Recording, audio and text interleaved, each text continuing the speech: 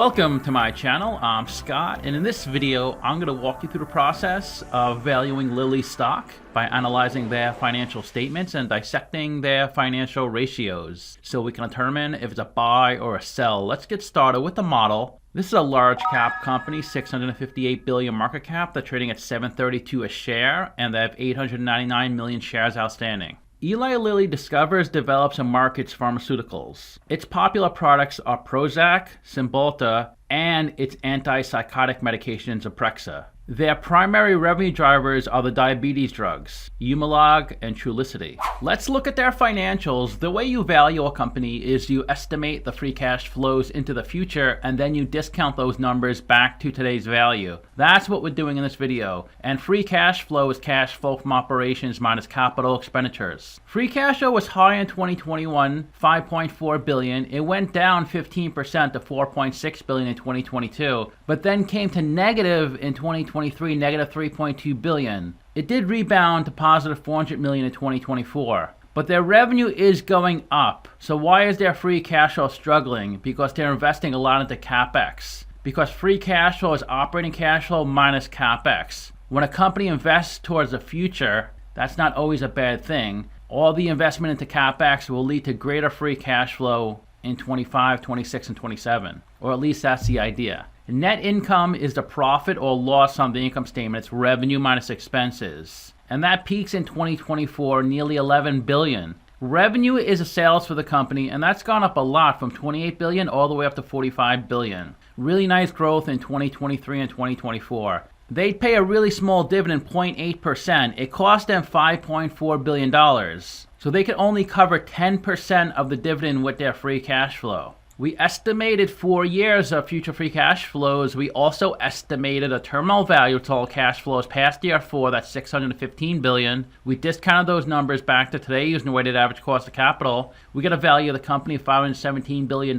We divide that by 900 million shares. And we get a calculated stock price of $5.75. They're trading at $7.32, so they're trading at a 27% premium. It's a sell according to the model. There are 18 companies in the same industry as Lilly, and if they have a number in red, they're worse than the median. If they have a number in blue, they're better. Novo spends the most in CapEx. They're the maker of the widely popular Ozempic. Lilly spends $5.1 billion. Lilly is quite leveraged. Their debt to equity ratio is 2.4. For every dollar of equity, $2.40 of debt. They pay a really small dividend. Of the companies that pay a dividend, they pay the smallest. They generate a very small amount of free cash flow, 400 million. They're by far the biggest company in this industry.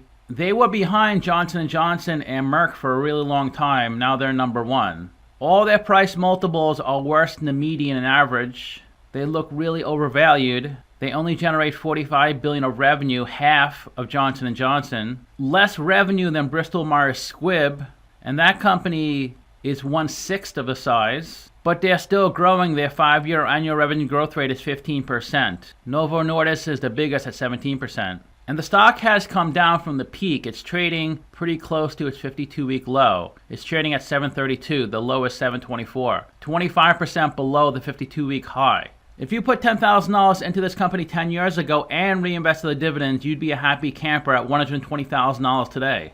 At one point, it would have been $140,000. It's come down a little since the peak. That's a 28% annual return, 1,100% total return. To summarize, I have them trading at a 27% premium, ranking 6 out of 10. Would I buy it short-term and long-term? 6 out of 10. It's trading at its 52-week low, so it could be a good short-term trade. Probably better as a long-term trade, but it seems like it's a little overvalued, so it could come up in the next year or two. But 5 years from now, it may not be that much higher than it is. Mainly because the stock price has been bid up so much the past few years. Really poor ratios, 1 out of 10. They seem extremely overvalued according to their ratios. Financials, 6 out of 10. Revenue looks great. Free cash flow looks pretty weak. Let's take a look at their 10K. Here's their income statement. This is 2022, 2023, and 2024. Look at that revenue growth. 29 billion, 34 billion, 45 billion. Really nice, consistent growth. Let's see if they give more detail on the revenue so we know what it is. Here's a breakdown of the revenue by country. US, that's gone up a lot. 18 billion to 30 billion. Europe,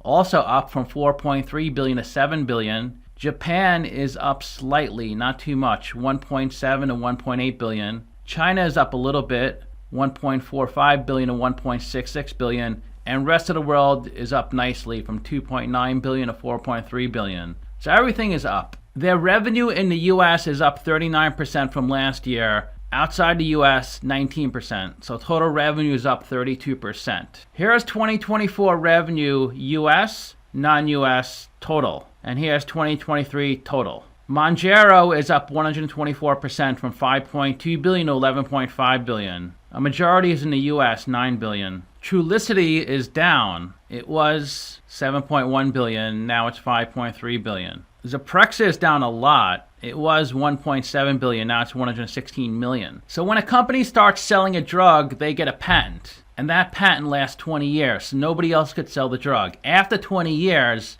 then people could sell the drug under a generic name. For example, Pfizer sold Viagra. And for 20 years, nobody could sell Viagra or a male enhancement drug. When the patent expired in 2020, then other companies can sell the generic version of Viagra. They couldn't sell Viagra, that name, but they could have a male enhancement drug with a different name. Let's go back to the income statement. Below revenue is cost of revenue. These are all the expenses directly tied to generating the revenue. 8.4 billion. R&D, that's the big one, 11 billion. That's gone up from 7 billion to 9 billion to 11 billion. Marketing, selling, administrative, or SG&A, 8.5 billion. That's also up about $1 billion a year. When they acquire a company that has done R&D, that's acquired in-process R&D, 3.3 billion.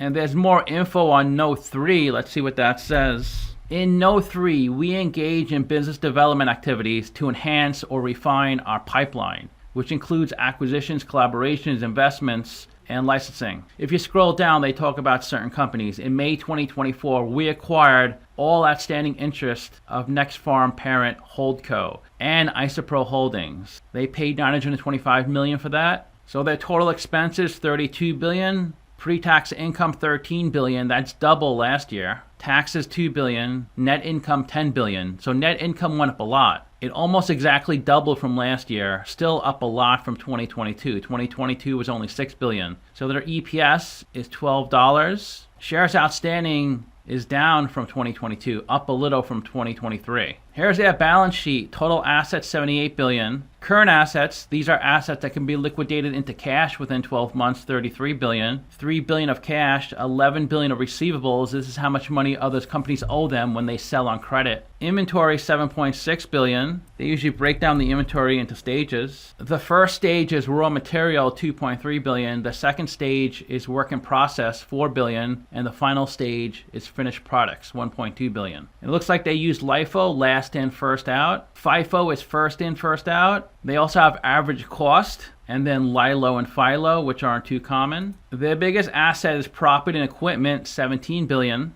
Let's see what they say about that. Equipment is $11.5 billion. Buildings, $8.8 billion. Land, under $400 million. And they depreciate buildings and equipment. You can't depreciate land. So the gross value of their PP&E is $29 billion. Depreciation, $12 billion. So the net value is $17 billion. That's on the balance sheet, the $17.1 billion. Last year was $12.9 billion. You'll see that on the balance sheet also. Right here, here's the $12.9 billion. That was December 2023's value. Total liabilities, $36 billion. That's up from $25 billion. Their biggest liability is long-term debt. Let's see if they give more info on that. They have $4.3 billion of commercial paper. Commercial paper is short-term debt, usually with maturities less than 3 months. Long-term notes of $29 billion. Let's say if they give a breakdown of the $29 billion so we know when it matures. If we scroll down a little bit, we can see when the debt matures. They have $217 million of notes maturing this year. $560 million at a 2.75% interest rate maturing this year. $1 billion at a 4.5% interest rate expires in 2 years. They have debt in other currencies. Euro debt, low interest rate, 2.1%, or even lower, 0.6%.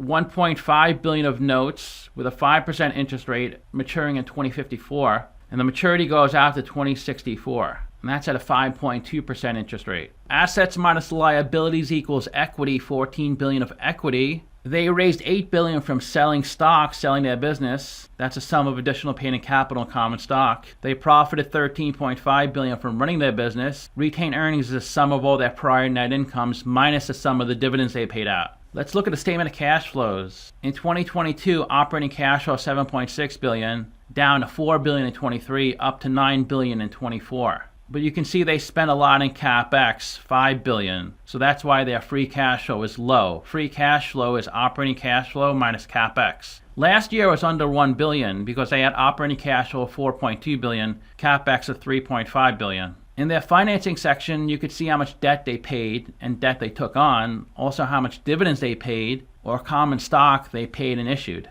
Dividends, $4.7 billion, which is up from prior years. They paid down $1.9 billion of debt. They added $11.4 billion of debt. They paid back $2.5 billion of common stock. Last year, $750 million. Before that, $1.5 billion. Let's look at a stock on Simply Wall Street. Its last price, $732, $660 billion market cap. Flat in the past week, down 3% in the past year. It looks like they started trading in 1990 at $16 a share. And I don't think they've ever split. So it didn't move up that much from 1990 to 2016. Well, actually it went up about 300%, but on this chart it looks like it didn't go up much because it's so high now, it makes the past look flat. It finally broke through 100 in 2018, and that's when it started really going up. So at the end of 2020, it was around 150. The peak was 940 in August 2024. Hopefully you didn't buy it then because you're down.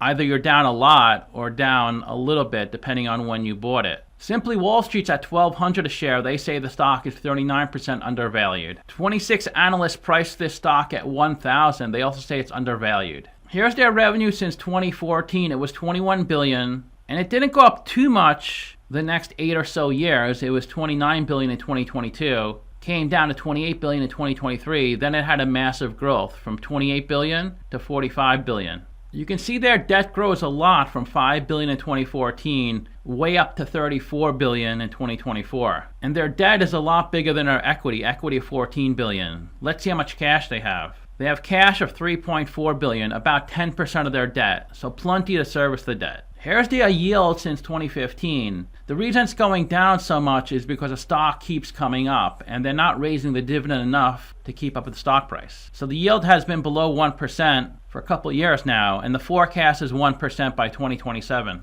The CEO's salary went from $1.4 million to $1.7 million, total compensation $29 million, tenure CEO 8 years. In the past year, only insider selling, a long list of insider selling, no insider buying. You can see about 3 million shares were sold by insiders. Nothing has been purchased. 88% of the company is owned by institutions and 12% by the general public. The company's stock plan owns the most, 11%. That's the Lilly Endowment Fund. The Lilly Endowment Fund focuses on 3 areas: community development, education, and Christianity. This fund has given out more than $10 billion to 10,000 groups. It gives money to the United Way, Children's Museum of Indianapolis, Christ Church Cathedral. It gave money to zoos, colleges. It's a long list. The next biggest shareholder is Vanguard at 8.3%, Fidelity at 3%, Wellington at 1.4%, Eaton Vance at 0.6%, and to round out the list, Jennison at 0.5%. Their employee count has gone up from 39,000 in 2014 to 47,000. And the ticker trades on the New York Stock Exchange, Swiss, Mexican Bolsa, London Stock Exchange, Deutsche Börse, Zitra, that's Europe, Borsa Italiana, Wiener Börse, Bulgaria, the Lima Bolsa, Santiago, Buenos Aires, Sao Paulo Bolsa, and the NEO. So if you want a copy of my discounted cash flow model, click on the video in the top right corner.